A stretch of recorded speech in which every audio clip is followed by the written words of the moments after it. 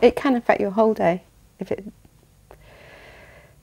it goes badly on the bus or the train. You know, whatever you've planned, getting there and getting back is part of the whole experience. And I say that as, you know, I live in denial most of the time.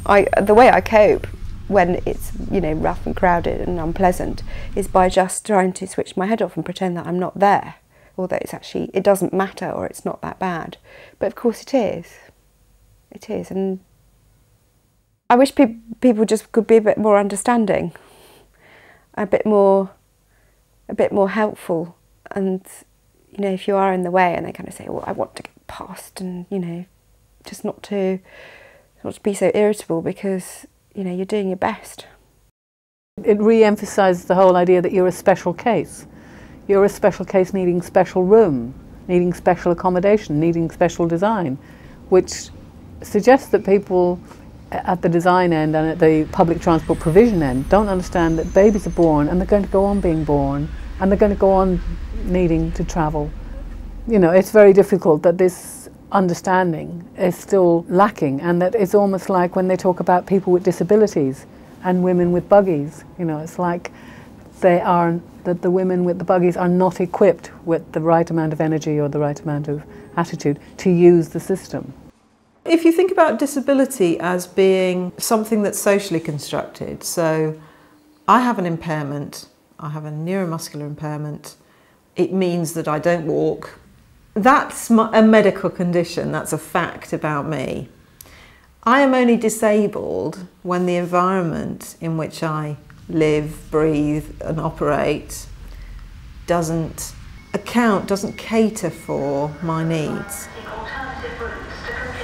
Having to take your children on the underground with a double buggy is a choice that would only be made in extremis. You wouldn't do it, because the number of steps, there's always somebody to help, but there might be the occasion when there isn't, and, you know, just the physical business of getting that amount of luggage onto that amount of human luggage and buggy onto the tube itself. They had a lift, but they wouldn't let me go on in the lift, because they said it's only for visually impaired passengers and disabled passengers. And I said, well, in a way I am disabled, aren't I? Because I can't get down the escalators. Can you imagine trying to get down the escalators with 2 children and a pushchair with the baby in it? Especially in London Bridge, it's really steep.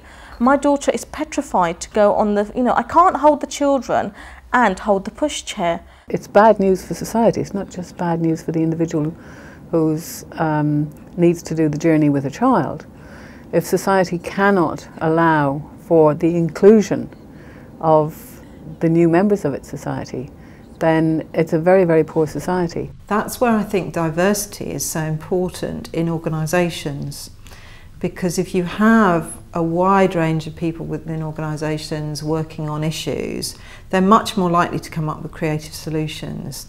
We've got to move away from the idea, which is until recently very much the Underground's thinking, that it's a commuter railway, it's about moving, it's a huge burden. God, we got 2.9 million people every day going to work with their briefcases, their rolled umbrellas, coming home with their evening standards. Excuse me, what about the rest of the day? You know, what about the people who want to use the system but find it very difficult? I took a trip by train yesterday out to Sydenham, and coming back to get onto the platform for London, there's a footbridge. And I had a very tired child by the end of the day, and I had a real problem there. I could have taken her out of the pushchair and carried her up to the top and then gone back for the pushchair, or struggled up with her under one arm and the pushchair under the other.